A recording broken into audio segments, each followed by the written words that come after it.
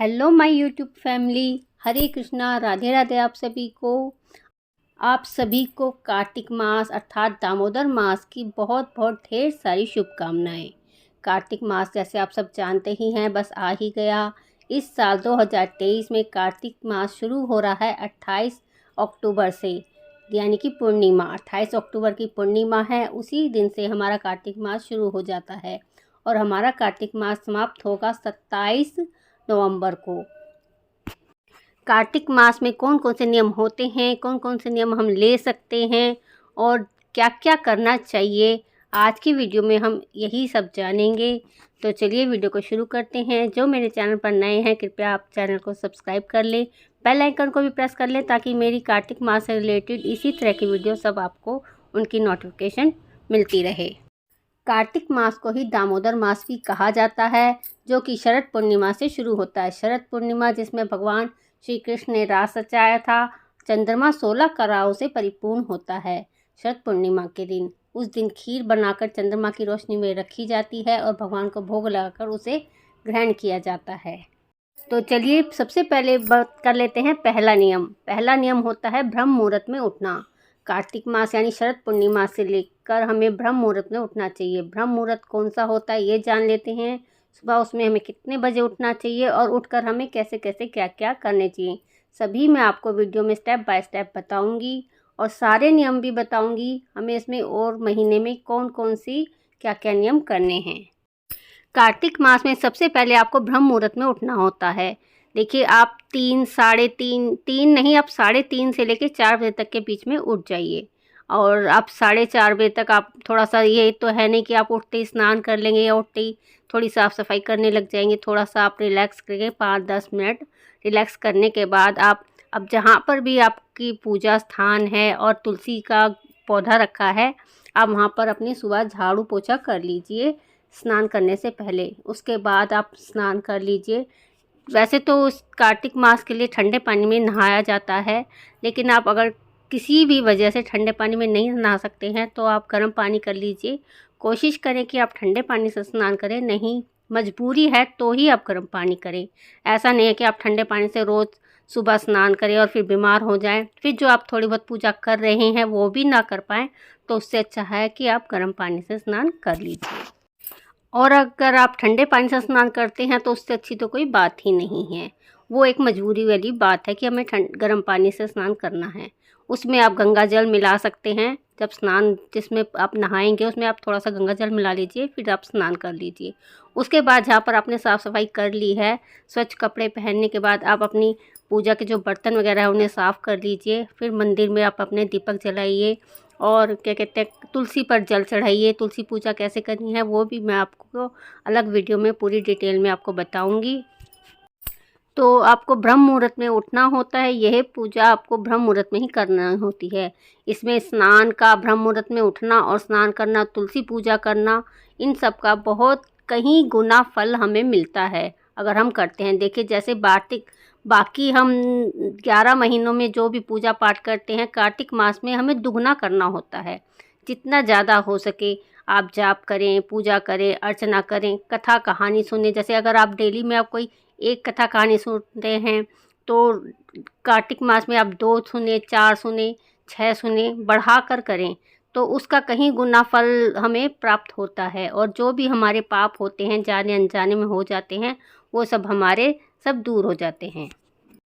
हमारा जो ब्रह्म मुहूर्त होता है वह सुबह 4 बजे से लेकर 5:30 बजे तक ब्रह्म मुहूर्त रहता है, यानी कि 1.5 घंटा। सूर्य उदय होने से पहले का जो समय होता है वो हमारा ब्रह्म मुहूर्त कहा जाता है। आप सूरज को जल ज़रूर दें, सूर्य परिक्रमा करें, तुलसी परिक्रमा करें। तुलसी पूजा करने के बाद आप 2, 4, 6 जितनी परिक्रमा करते हैं, जैसे अगर आप डेली में 2 परिक्रमा करते हैं तो और दिन से ज़्यादा करें, 4 करें। ऐसे सूर्य को जल दें और सूर्य को जल देना भी बहुत ज़रूरी है, तो आप सूर्य को जल भी दें। अगर आपको लगता है कि सूर्य नहीं निकला है, हमें दिखाई नहीं दिया है, तो जल कैसे दें, कोई बात नहीं। आपको पता है किस दिशा से सूरज निकलता है, उसी तरफ आप अपना मुंह कर आप सूर्य को जल ज़रूर दें और तुलसी पूजा करें। ये तो हो गई ब्रह्म मुहूर्त में उठकर पूजा करने की। आप उसमें आप कथा कहानी, कार्तिक का महात्म्य बहुत सारी कहानियाँ हैं हमारे चैनल पर, आपको सभी कहानियों की वीडियो मिलेंगी। तुलसी माता की कहानी, ब्राह्मण ब्राह्मणी की कहानी, लपसी तपसी की कहानी, बहुत सारी कहानी है, राम लक्ष्मण की कहानी। आप सभी कहानियाँ सुन सकते हैं। कुछ आप सुबह के टाइम में सुने, कुछ आप शाम के टाइम में सुने। तुलसी पूजा दोनों टाइम की जाती है कार्तिक मास में, तो आप दोनों टाइम 2-4 सुबह सुन लीजिए, 2-4 शाम को सुन लीजिए। इस तरह से आप कहानियाँ सुन सकते हैं। जब भी आपको टाइम मिले कार्तिक महात्म्य सुनने, कोई भी एक ग्रंथ पढ़ने का नियम लें। ग्रंथ जैसे कि भगवत गीता है, रामायण है, इस तरह से कोई भी आप ग्रंथ पढ़ने का एक नियम ले सकते हैं। आप कोशिश करें 15 मिनट पढ़ें, आधा घंटा पढ़ें, जितना समय आप निकाल सकते हैं आप उतना समय निकाल कर पढ़ें। अब देखिए यहाँ पर मैं आपको बताती हूँ कि बहुत से लोग होते हैं जिनसे सुबह जल्दी नहीं उठा जाता है, नहीं उठ सकते। वो अलार्म भी लगाते हैं लेकिन फिर भी वो अलार्म बजने के बाद भी सो जाते हैं। तो आपको मैं बता रही हूँ, इसका आपको थोड़े से दिन परेशानी होगी, उसके बाद आपकी ऑटोमेटिकली जो है आँखें सुबह के टाइम खुलने लग जाएंगी। उसमें आपको क्या करना है, देखिए कल से तो कार्तिक मास शुरू है 28 तारीख से, तो हमारे पास अभी ज़्यादा दिन नहीं बचे हैं, तो कल से ही आपको उठना पड़ेगा। शुरू के 2-4 दिन आपको प्रॉब्लम आएगी, उसके बाद आपकी आंखें अपने आप खुलने लगी। आप अलार्म लगाइए, आपको नींद आ रही है तो भी आपको उठना ज़रूरी है। अगर आप अपना दृढ़ निश्चय कर लेंगे कि हमें 4 बजे उठना है, कार्तिक स्नान करना है, अगर पक्का ठान लेंगे तो आपकी 4 बजे आँख ज़रूर खुलेंगी और आपको अपनी नींद को त्याग कर आपको उठना ही है। आप कार्तिक मास आने से 4-5 दिन पहले अगर आप जल्दी उठना शुरू कर देते हैं तो आपको उसी पहले दिन से ही अच्छे से आपकी उठने की प्रॉब्लम जो है वो ठीक हो जाती है। फिर आपको पूरे कार्तिक आराम से आँख खुल जाती है और आप उठ सकते हैं। लेकिन अगर जिसने अभी शुरू नहीं किया है जल्दी उठना, आदत नहीं डाली, अपनी हैबिट नहीं बदली है, तो कोई बात नहीं, शुरू के 2-4 दिन आपको प्रॉब्लम आएगी उठने में, उसके बाद आप खुद उठने लगें। और जब आपके मन में हमें ये होता है ना कि हाँ हमें सुबह जल्दी उठना, ये काम करना या हमें वहाँ जाना है, वो एक्साइटमेंट होती है ना हमारे अंदर, तो उसकी वजह से हमारी ऑटोमेटिकली आंखें खुल जाती हैं। तो आप उठेंगे, 2-4 दिन आपको दिक्कत होगी। आप जब कथा कहानी कहेंगे स्नान करने के बाद, तब भी आपको नींद आएगी हैं। तो आपको नींद पर ध्यान नहीं देना है। कार्तिक मास में आपको अपनी नींद का त्याग करना है। थोड़े कुछ घंटों की, जैसे हम रोज़ डेली में 9-8 घंटे 7 घंटे सोते हैं, तो आपको 1-2 घंटे की नींद का त्याग भी करना है। ये भी एक कार्तिक मास का नियम ही होता है। और सुबह जल्दी उठने के लिए हमें क्या करना है, रात को जल्दी सोना पड़ेगा। तो आप सुबह जल्दी उठना चाहते हैं तो रात को जल्दी सोइए। रात को जल्दी सोना है तो आपको जल्दी रात को डिनर भी करना पड़ेगा। तो इसलिए आप अपना टाइम टेबल कुछ इस हिसाब से बनाइए कि आप जल्दी खाना खाएं, 7-8 बजे तक खाना खा लें। ज़्यादा से ज़्यादा आप 9:30-10 बजे तक आप सो जाइए। फिर आप देखिए 7-8 घंटे की नींद जो है थोड़ी अपनी हमारी पूरी हो जाती है, फिर आराम से आप सुबह उठ पाएंगे। और क्या कहते हैं, मैं खुद शुरू से ही मेरी हैबिट है कि मैं इतने बजे 4-5 बजे मेरी आँख खुल जाती है। कई बार नहीं भी खुलती तो उस टाइम पे ज़रूर खुलती है, चाहे बाद में मैं उठूँ ना उठूँ वो मेरे हाथ में है। और मैं सो जाती हूँ, अगर मुझे लगता है मुझे उठना है तो मैं उठ ही जाती हूँ, नहीं तो थोड़ा और आधा घंटा या वैसे सो जाती हूँ। फिर मेरे तो नियम है कि मेरी आँख खुली ही जाती है ऑटोमेटिकली। मुझे हैबिट हो चुकी है जल्दी उठने की।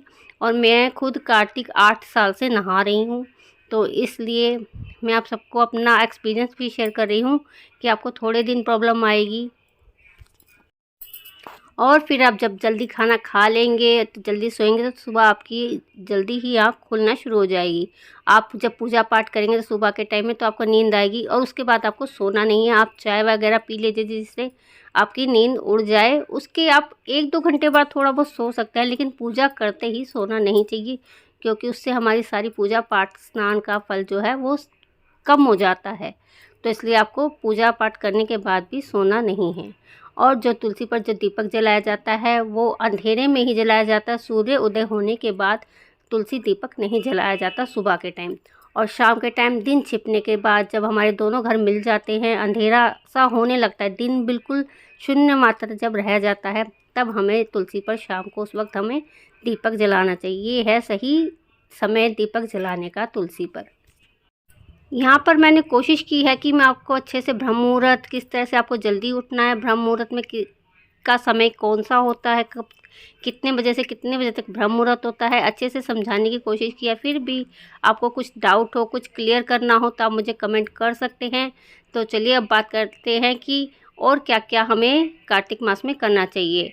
और फिर हमें करनी चाहिए दीपदान। शाम को तुलसी पर दीपदान कर सकते हैं आप, मंदिर में दीपदान कर सकते हैं आप, चौराहे पर गौ माता के पास दीपदान कर सकते हैं, किसी गौशाला में दीपदान कर सकते हैं, खुले आकाश में दीपदान कर सकते हैं, या फिर कहीं पर भी अंधेरा हो जहाँ पर, वहाँ पर अगर हम दीप जलाएं तो उसे भी दीपदान कहा जाता है। रोज़ आपको एक घी का या तिल के तेल का दीपदान करना है। अगर आपके घर में जैसे 5 जने हैं, पाँचों दीपदान करना चाहते हैं, तो ये नहीं है कि आप एक जना करें तो पाँचों का होगा, पाँचों को अलग अलग ही दीपदान करना है।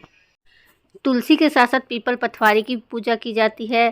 पीपल पथवारी आप घर में भी बना सकते हैं, आप सुबह जाकर मंदिर में भी पूजा कर सकते हैं। अगर आपका देखिए घर में तुलसी का पौधा सभी के ही होता है, अगर आपके पास तुलसी का पौधा नहीं है तो आप आज ही तुलसी का पौधा ज़रूर लगा लीजिए। कार्तिक मास में तुलसी लगाना भी बहुत शुभ माना गया है। तो आप तुलसी का पौधा दान भी कर सकते हैं, उसका भी फल बहुत ज़्यादा मिलता है। गौ माता की सेवा करें, उन्हें देखिए इस टाइम पर हमारे पास हरा साग, हरी चीज़ें, पालक, मेथी, ये सब बहुत आता है और धीरे धीरे बहुत सस्ता भी मिलता है। आप गौ माता को खिलाएंगे पूरे कार्तिक मास तो उसका भी कहीं गुना फल हमें मिलता है। कार्तिक मास में जो भगवान विष्णु हैं वो तुलसी की जड़ में निवास करते हैं। आंवले की पूजा भी की जाती है, पीपल की भी पूजा की जाती है। आंवले की कहानी, पीपल की कहानी, सारे जो बड़े बड़े त्योहार हैं हमारे कार्तिक मास में ही आते हैं। इसलिए कार्तिक मास जो है भगवान विष्णु को, लक्ष्मी माता को बहुत प्रिय है। भगवान का सारे मासों में जो प्रिय मास है वो यही कार्तिक मास है, और मेरा खुद का सबसे प्रिय मास जो है वो कार्तिक मास है। इस कार्तिक मास में अलग ही वाइब रहती है, अलग ही ऊर्जा रहती है हमारे अंदर, और पूजा पाठ करके जो मन को शांति मिलती है उसका तो शब्दों में बयान नहीं किया जा सकता है। आप खुद करेंगे और खुद जानेंगे, फिर आप मुझे बताना कमेंट में कि आपको कैसा लगा।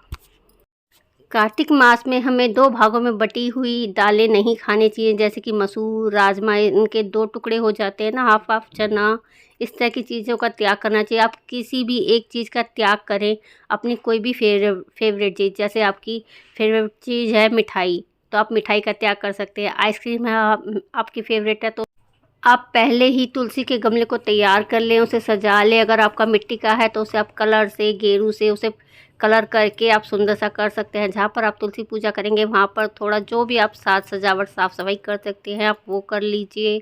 और क्या कहते हैं, अपने मिट्टी के दिए आप एक्स्ट्रा ला के रख लीजिए काफ़ी सारे, जो कि आपके पूरे कार्तिक, दिवाली आने वाली है उसमें भी यूज़ होंगे। पूरे कार्तिक के महीने हमें दीपदान करेंगे तो रोज़ कार्तिक में हमें मिट्टी के दिए चाहिए।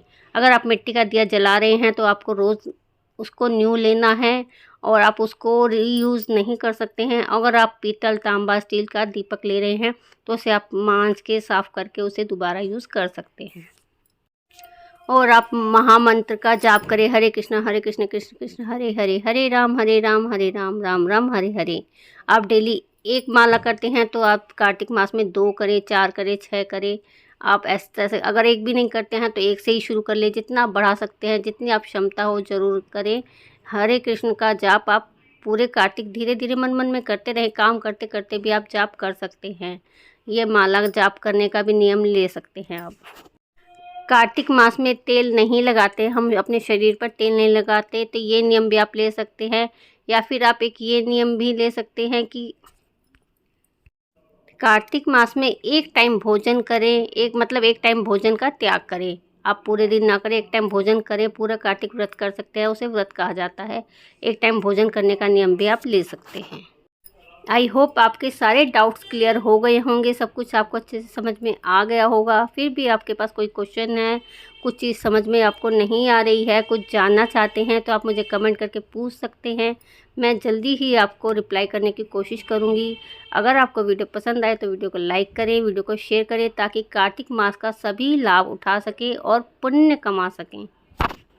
आपको खुद भी कार्तिक मास का लाभ उठाएं, पुण्य कमाएं, अपने मित्र, अपने बहन भाई, अपने जो भी सब आपके हैं रिश्तेदार वगैरह, उन्हें भी कहें तो आपको उनका भी फल आपको मिलता है कि आपने किसी से कार्तिक का दान, पूजा पाठ करवाया, स्नान दान, ये सब आपने करवाया, दीप दान करवाया। आपके कहे करने के बाद कोई करता है तो उसका फल भी आपको भी मिलता है। तो आई होप आपको वीडियो पसंद आई है। वीडियो को लाइक और सब्सक्राइब करना ना भूलें। तो चलिए मिलते हैं नेक्स्ट वीडियो में, तब तक के लिए हरे कृष्णा, राधे राधे।